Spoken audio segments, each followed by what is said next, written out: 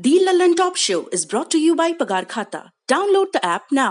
मालिक, क्या इस बार भी लेट होगा पगार? पप्पू का, राजू का, छोटू का, सबके पगार का हिसाब करेगा तेरा मालिक मिनटों में।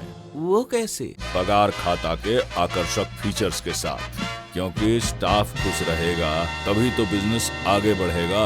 आज ही पगार खाता डाउनलोड करें।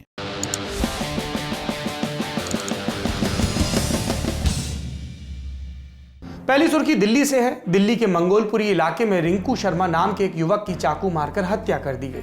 25 साल का रिंकू एक प्राइवेट हॉस्पिटल में लैब टेक्नीशियन का काम करता था। रिंकू के अलावा परिवार में 2 छोटे भाई और माता पिता हैं। रिंकू के भाई के मुताबिक एक बर्थडे पार्टी से लौटते समय पड़ोस में रहने वाले एक युवक और उसके साथियों से झगड़ा हो गया। झगड़ा बढ़ा तो रिंकू भागकर घर आया। रिंकू के भाई ने बताया कि वो लोग पीछा करते हुए घर तक आए। घर पर भी रिंकू के साथ मारपीट की और चाकू से हमला किया। रिंकू को अस्पताल ले जाया गया, जहां उसकी मौत हो गई। इस घटना पर बात करते हुए रिंकू की मां ने बताया कि आरोपियों के साथ 6 महीने पहले भी उसका झगड़ा हुआ था। तब रिंकू राम जन्मभूमि शिलान्यास के एक धार्मिक जुलूस में शामिल था। हालांकि बाद में दोनों पड़ोसियों के बीच सुलह हो गई। परिवार का आरोप है कि रिंकू की हत्या इसलिए हुई क्योंकि वो बीजेपी से जुड़ा था और राम मंदिर निर्माण के कार्यक्रमों में बढ़ चढ़कर हिस्सा ले रहा था। लेकिन दिल्ली पुलिस के पीआरओ चिन्मय बिस्वाल ने बताया कि प्रारंभिक जांच में पता चला है कि झगड़ा रेस्टोरेंट के बिजनेस को बंद करने को लेकर हुआ था। पुलिस ने एफआईआर दर्ज कर ली है और 4 आरोपियों दानिश, मेहताब, जाहिद और इस्लाम को गिरफ्तार कर लिया है। ये 10 फरवरी की देर शाम मंगोलपुरी इलाके में एक रेस्तोरां में कुछ लड़के बर्थडे पार्टी मनाने के लिए पहुंचे थे। उसी दौरान लड़कों के बीच में एक पुरानी रेस्तोरां बिजनेस बंद होने के विषय को लेकर के, एक बिजनेस राइवलरी को लेकर के उनके बीच में झगड़ा हुआ और उसके बाद वो लड़के वहां से चले गए थे। इसके उपरांत उनमें से एक लड़का रिंकू के घर के पास में उस झगड़े में शामिल कुछ लड़के आकर के पहुंचे और वहां पे दोबारा से एक लड़ाई झगड़ा और मारपीट शुरू हुआ। मारपीट के दौरान रिंकू को चाकू से चोट लगी और इलाज के दौरान उसकी मृत्यु हो गई। इस घटना पर पुलिस ने तुरंत एफआईआर दर्ज करके 4 आरोपियों को गिरफ्तार कर लिया है और हम लोग परिवार वर्ग के साथ संपर्क में हैं और इस मामले की आगे की तफ्तीश अभी जारी है। सर, परिवार की तरफ से आरोप लगाया जा रहा है कि जय श्री राम का नारा बोलने के बाद हत्या की गई। इस पर पुलिस का क्या कहना है? देखिए, इस घटना की शुरुआत उस बर्थडे पार्टी के रेस्तोरां से हुआ था और उसके बाद वहां पर एक लड़ाई झगड़ा हुआ और उसके बाद रिंकू के घर के पास में एक झगड़ा हुआ जिसके दौरान उसको चोट लगी और उसके बाद उसकी मृत्यु हो गई। इसमें संबंधित आरोपियों को गिरफ्तार कर लिया गया है। हम लोग परिवार वर्ग के संपर्क में हैं और इसमें जो भी चीजें हमारे सामने आ रही है, तमाम एंगल्स को पुलिस जांच कर रही है, इन्वेस्टिगेशन चल रही है। लेकिन सर, ये राम वाला नाम जो नारे का है, इसका कोई लेना देना है रिंकू की हत्या को? तमाम हम लोग इन्वेस्टिगेशन में सारे चीजों को देख रहे हैं और इन्वेस्टिगेशन अभी जारी है। ठीक है। रिंकू की हत्या पर राजनीतिक तनातनी भी बढ़ गई। दिल्ली बीजेपी अध्यक्ष आदेश गुप्ता ने कहा कि श्री राम मंदिर हेतु समर्पण निधि एकत्र करने पर एक युवक की हत्या कर दी गई।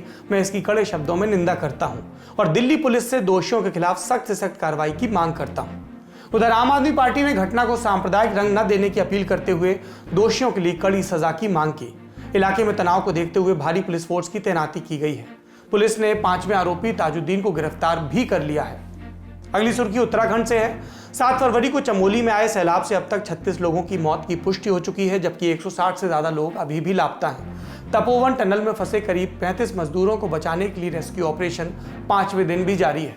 दूसरी तरफ आपदा से प्रभावित सभी 13 गांवों में हेलीकॉप्टर और आईटीबीपी की मदद पहुंचाई जा रही है।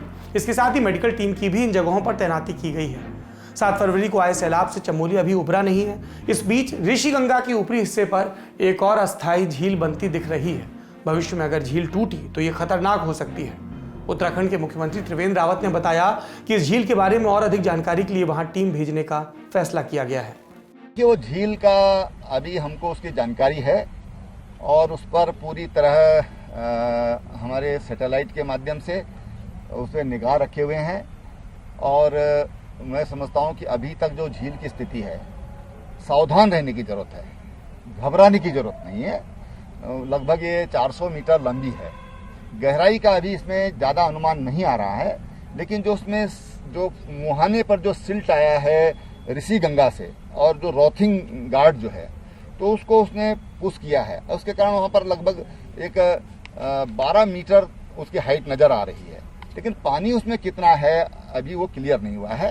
तो आज भी वहाँ पर टीम जा रही है, वैज्ञानिकों की भी टीम जा रही है और कुछ प्रयास हो रहा है कि कुछ लोग वहाँ पर उनको ड्रॉप किया जाए हेलीकॉप्टर के माध्यम से। तो एयरफोर्स उसके लिए तैयार है, लेकिन हमारे पास उसके लिए देखना होगा कि हमारे पास उसके ट्रेंड लोग हैं कि नहीं है। तो उसके लिए कहा गया कि कोई ट्रेंड लोग हमारे पास हैं तो उनको वहाँ पर ड्रॉप करके और 3-4 घंटे वहाँ पर पूरा उसका अध्ययन करके और फिर रिपोर्ट सरकार को दे, ये वहाँ पर प्रयास चल रहा है। अगली सुर्खी पेट्रोल और डीजल की कीमतों में होने वाले खेल से जुड़ी है। कंट्रोलर एंड ऑडिटर जनरल यानी CAG ने पेट्रोलियम कंपनियों की ऑडिट में पाया कि कंपनियां ग्राहकों से ओवरचार्ज कर रही हैं, यानी तय दाम से ज्यादा वसूलती हैं। कैग की ये ऑडिट 2014-15 से 2017-18 के बीच की है। 9 फरवरी को कैग ने ऑडिट रिपोर्ट संसद के पटल पर रखी। कैग ने डेली प्राइसिंग सिस्टम यानी हर रोज कीमतें निर्धारित करने वाले सिस्टम में कई खामियां पाई, जैसे कीमतों को बदलने में निरंतरता की कमी, कनेक्टिविटी की कमी और ऑटोमेटिक सिस्टम में गड़बड़ी की वजह से ओवरचार्जिंग। कैग ने रिपोर्ट तैयार करने के लिए 3 पेट्रोल कंपनियों के 188 आउटलेट्स पर नजर रखी। इनमें से 91 आउटलेट ऐसे थे जिन्होंने सुबह 6 बजे के बाद कीमतें नहीं बदली। हर रोज सुबह 6 बजे पेट्रोल डीजल की नई कीमतें लागू होती हैं, लेकिन इन आउटलेट्स ने ऐसा नहीं किया, यानी कि इन्होंने ग्राहकों को पुराने रेट पर तेल बेचा। कैग की रिपोर्ट के मुताबिक ऐसा 3463 बार हुआ कि आउटलेट्स ने तेल की कीमतों को बदलने में मुस्तैदी नहीं दिखाई। कैग ने रिपोर्ट में पाया कि 95 बार डीलर्स ने दाम दिन के प्रचलित खुदरा मूल्य से ज्यादा किया, ग्राहकों से ओवरचार्जिंग की। कैग ने इसे मार्केटिंग डिसिप्लिन गाइडलाइंस यानी बाजार के अनुशासन नियमों का गंभीर उल्लंघन बताया। चौथी सुर्खी तमिलनाडु से है। तमिलनाडु के विरुद्धनगर में एक पटाखा फैक्ट्री में आग लगने से 11 लोगों की मौत हो गई और 4 लोग गंभीर रूप से घायल हो गए। मौके पर दमकल की आधा दर्जन से ज्यादा गाड़ियां हैं। आग बुझाने की कोशिश जारी है, लेकिन फैक्ट्री के अंदर से बार बार धमाके की खबरें आ रही हैं। प्रधानमंत्री नरेंद्र मोदी ने घटना पर दुख व्यक्त किया और पीड़ितों के लिए प्रधानमंत्री राष्ट्रीय राहत कोष से मुआवजे की घोषणा की।